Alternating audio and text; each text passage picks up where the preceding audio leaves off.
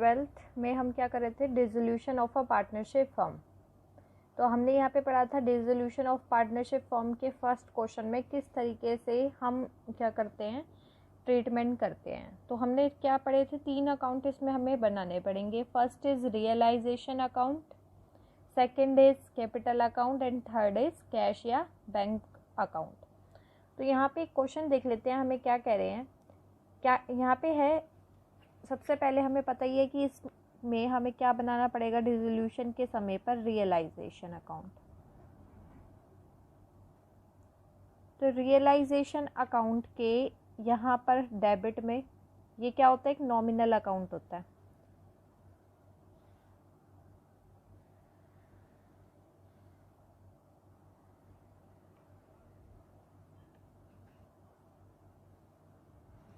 तो realisation account में ये क्या है, एक नॉमिनल अकाउंट है।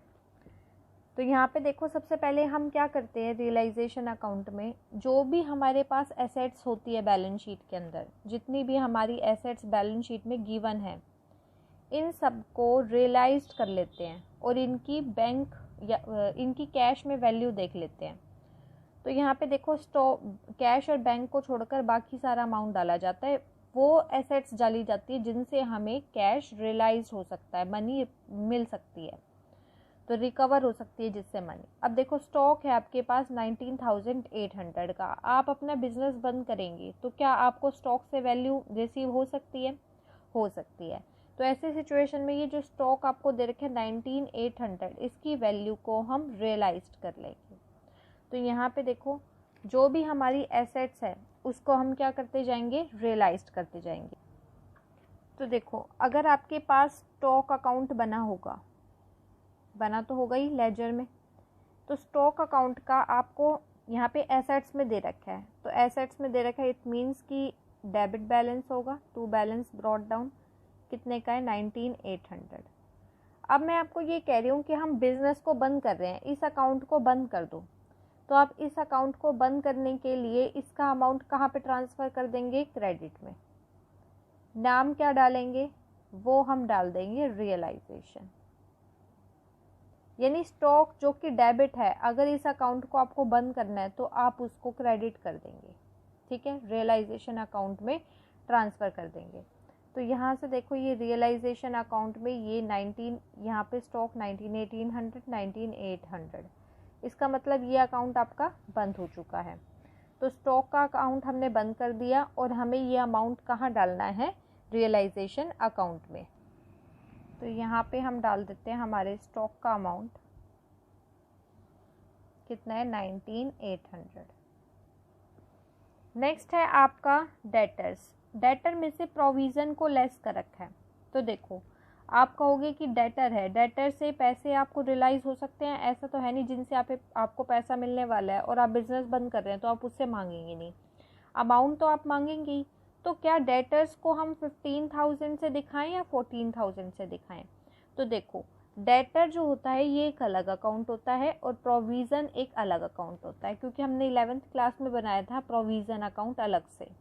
तो समझ गए, 2 अकाउंट होते हैं। जब 2 अकाउंट हैं तो दोनों अकाउंट को अलग अलग से बंद करा होगा। यानी कहने का मतलब है कि लेजर में आपका डेटर अकाउंट भी बना होगा, आपका प्रोविज़न अकाउंट भी बना होगा।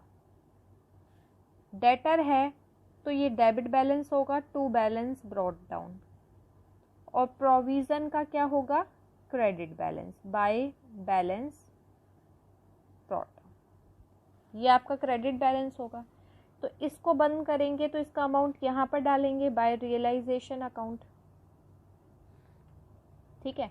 तो डेटर्स जो कि हमारे डेबिट बैलेंस है उनको हम उसी अमाउंट से 15,000 अमाउंट से दिखाएंगे। तो यहाँ पे क्या आ जाएगा, टू डेटर्स, डेटर्स कितने के हैं, 15,000।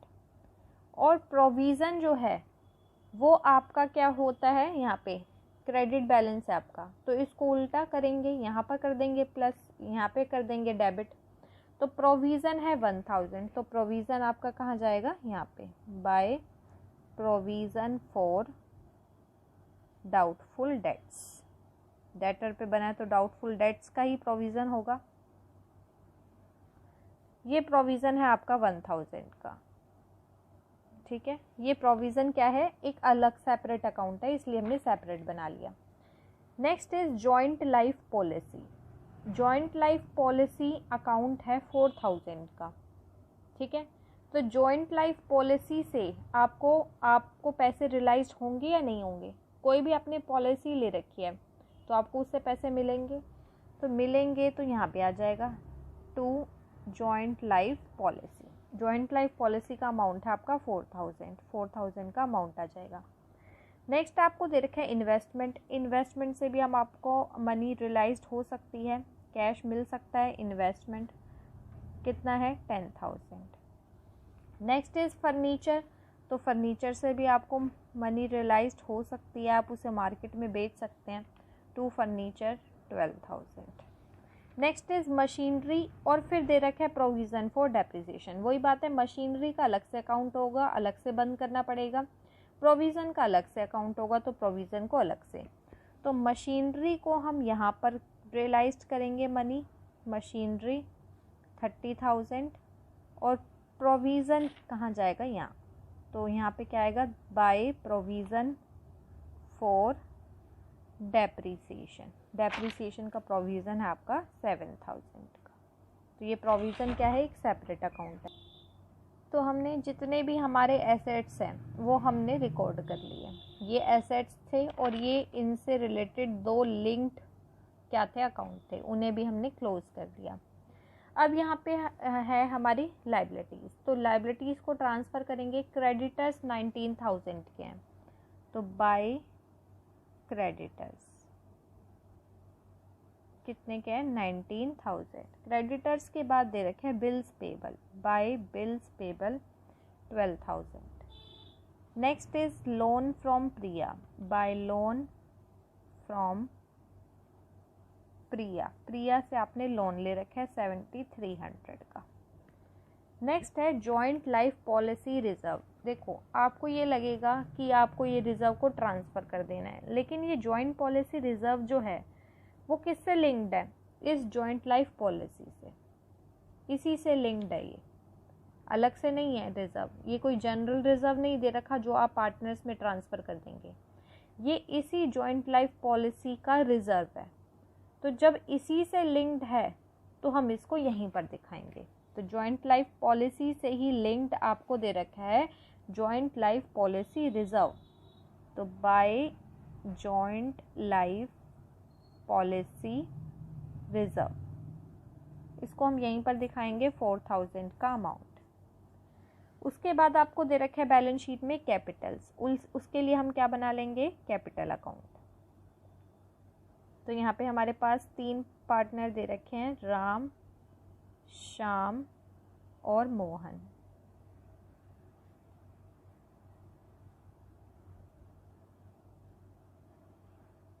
तो हम इनका यहाँ पे बैलेंस लिख देंगे, बाय बैलेंस ब्रॉट डाउन।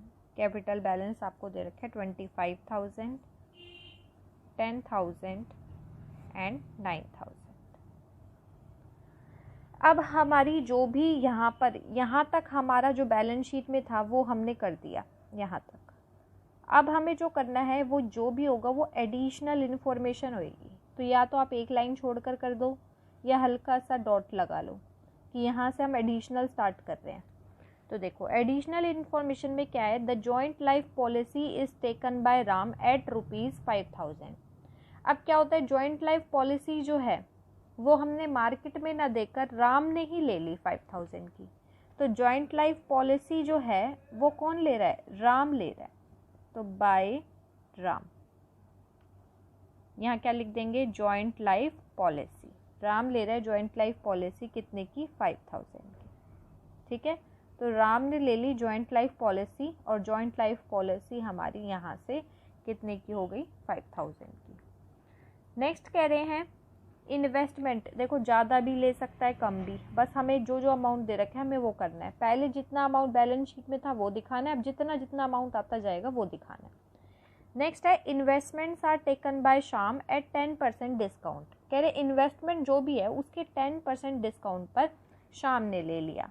अब इन्वेस्टमेंट कौन ले रहा है, बाय श्याम। शाम क्या ले रहा है, इन्वेस्टमेंट, एसेट ले रहा है, तो हम एसेट को सेल कर रहे हैं। अब यहाँ पे एसेट सेल यानी आपकी बिजनेस से एसेट्स जा रही है, तो आपके बिजनेस में क्या एंट्री होगी, अगर किसी पार्टनर को दे रहे हो तो राम के अकाउंट से आप पैसे लोगे और रियलाइजेशन में से वो चली जाएगी, इसलिए हम यहाँ पे राम को क्या कर रहे हैं, क्रेडिट। ठीक है, रियलाइजेशन यहाँ पे क्रेडिट हो रहा है तो रियलाइजेशन की क्रेडिट साइड में आ जाएगा। तो इन्वेस्टमेंट का पैसा हम शाम से लेंगे तो शाम हो जाएगा डेबिट और रियलाइजेशन हो जाएगा क्रेडिट, इसलिए रियलाइजेशन के क्रेडिट साइड में हम डाल देंगे। इन्वेस्टमेंट 10% डिस्काउंट पर ले रहा है, यानी कि 9000 का इन्वेस्टमेंट लेगा वो। नेक्स्ट है अदर एसेट्स आर रियलाइज्ड। अब और जो एसेट्स है वो रियलाइज्ड हो रही है, अब कोई नहीं ले रहा तो हम यहाँ पे क्या लिख देंगे, बाय बैंक अकाउंट। कौन कौन सी वैल्यू जो है आपको रियलाइज हो रही है, आपने स्टॉक को बेचा, स्टॉक आपको मिल रहा है कितने का, 16500 का। डेटर्स आपको मिल रहे हैं 14500 के। फर्नीचर से आपको अमाउंट मिल रहा है 7800 का, और मशीनरी से आपको अमाउंट मिल रहा है 20500। ठीक है, ये मनी आप रियलाइज कर रहे हैं, इसका टोटल कर लो तो इसका अमाउंट क्या है, 59300। अब क्या बात आती है, अब आती है लाइबिलिटीज़ की पेमेंट करना। ठीक है, अब यहाँ पे लास्ट पॉइंट दे रखा है, expenses on realisation amounting to ₹500 which are paid by Mohan.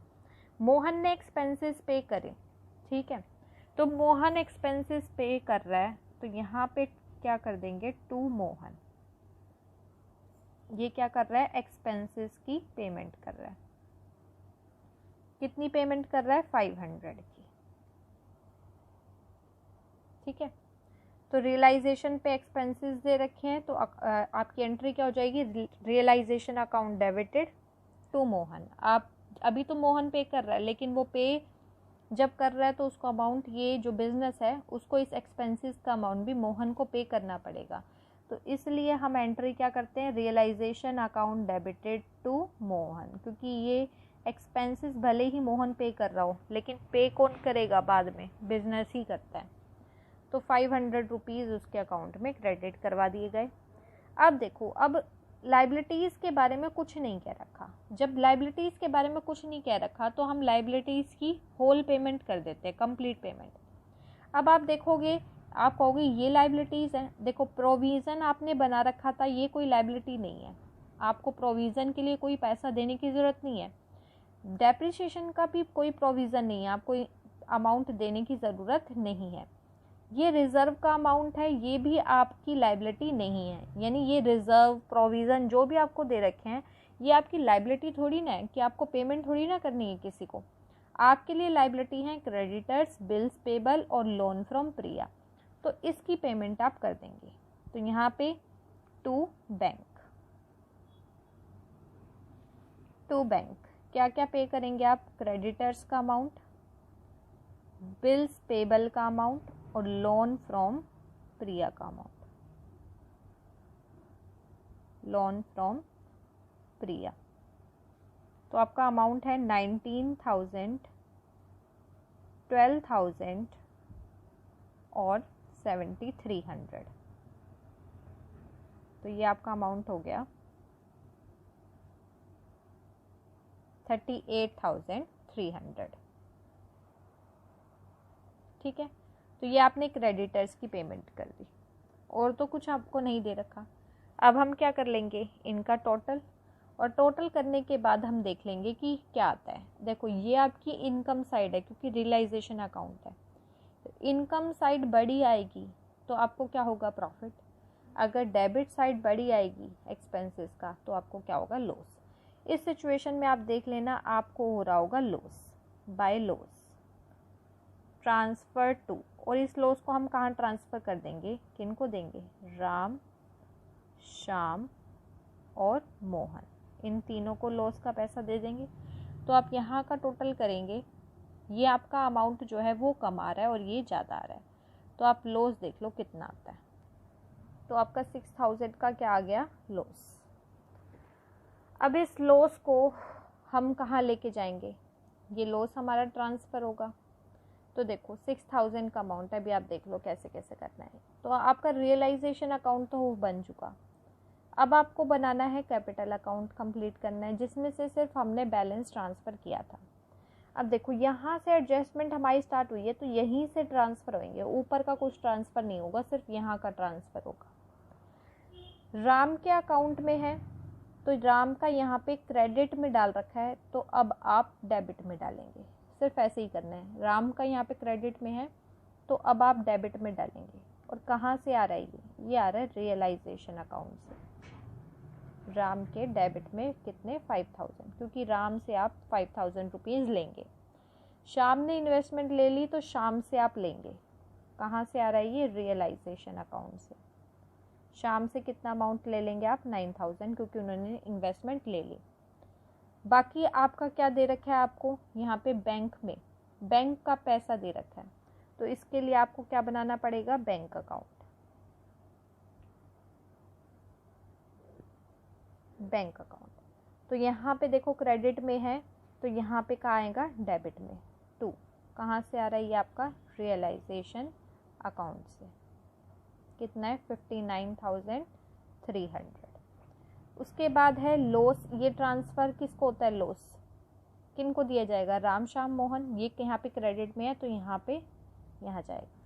और ये क्या यहाँ से आ रहा है रियलाइजेशन, और क्या है ये लॉस। तो लॉस हम दे देंगे 3000, 1800 और 1200, ये आपका लॉस है। फिर उसके बाद देखो कैपिटल अकाउंट का आपका जो है बैलेंस कंप्लीट हो चुका।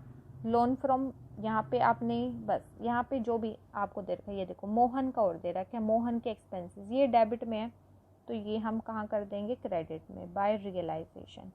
मोहन के अकाउंट में 500 रुपीज़ ट्रांसफ़र कर देंगे। और तो कुछ नहीं दे रखा पार्टनर से रिलेटेड, तो पार्टनर्स का अकाउंट यहाँ पे क्लोज हो चुका है। अब आप इसको क्या करेंगे टोटल, ये देखो यहाँ पे 25,000 का अमाउंट ज़्यादा आ रहा है, यहाँ पे अमाउंट आपका 10,800 आ रहा है, 10,800। यहाँ पे आपका ये अमाउंट ज़्यादा आ रहा है 9,500। अब इनका बैलेंस निकाल लेंगे। इसका बैलेंस यहाँ पर निकल के आएगा, कितने का आएगा 17,000 टू बैलेंस, ठीक है कैरेट डाउन 17,000 यहाँ पर निकल कर आ रहा है। और यहाँ पे कितना अमाउंट निकल कर आ रहा है बाय बैलेंस कैरेट डाउन, कितने का बैलेंस निकल कर आ रहा है 800 का। यहाँ पे 1200 है, यहाँ पे 9,500 है, तो यहाँ पे बैलेंस निकल कर आएगा कितने का 8,300 का। हो गया। और देखो यहाँ पे बैंक अकाउंट में क्रेडिटर्स की पेमेंट बिल्स पेबल, ये बैंक यहाँ पे क्या हो रहा है, यहाँ पे डेबिट हो रहा है, तो यहाँ पे कहाँ जाएगा क्रेडिट में बाय। कहाँ से आया ये रियलाइजेशन अकाउंट से आया आपका। कितने का अमाउंट है लाइबिलिटीज़ की पेमेंट लिख लेना, लाइबिलिटीज़ की पेमेंट कितना अमाउंट है 38,300। अब देखो यहाँ पे अमाउंट देखो 17,000 और 8,300, ये अमाउंट आपका बैलेंस है। तो ये बैलेंस अमाउंट यहाँ पर आ रहा है, इसको हम यहाँ पर कर देंगे बाय। कहाँ से आ रहा है ये आपका कैपिटल अकाउंट से, तो ये आपका कैपिटल अकाउंट से आ रहा है बैलेंस 1700 और कितना है 8,300 का बैलेंस आपका।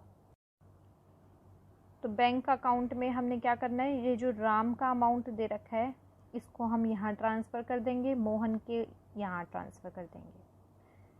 शाम का जो है ये हम यहाँ से, इसका मतलब यहाँ पे है क्या कि राम के अकाउंट में पेमेंट जो देखो 25,000 उसके अकाउंट में है, 5,000 3,000 निकलवाया जा रहा है, बाकी का जो अमाउंट है वो हमें देना होता है। तो देना होता है तो बैंक से चला जाएगा, ये हमें देना पड़ेगा। और ये हम शॉर्टेज पड़ रही है शाम के अकाउंट में, तो 800 रुपीज़ हम शाम से ले लेंगे। यहाँ पे बैलेंस भी दे रखा है आपको, बैलेंस आपको बैंक का दे रखा है 3,500 का, बैंक एसेट होता है तो यहाँ पर आ जाएगा। अब इनका टोटल कर लो क्या आ जाएगा 63,600। यहाँ पे भी कितना आ रहा है 63,600 और टोटल सेम आने का मतलब है कि ये आपका अकाउंट भी ख़त्म, सब कुछ आपका कंप्लीट आ चुका। तो यहाँ पे आपने रियलाइजेशन अकाउंट बनाया, रियलाइजेशन के बाद कैपिटल अकाउंट और फिर आपका बैंक अकाउंट।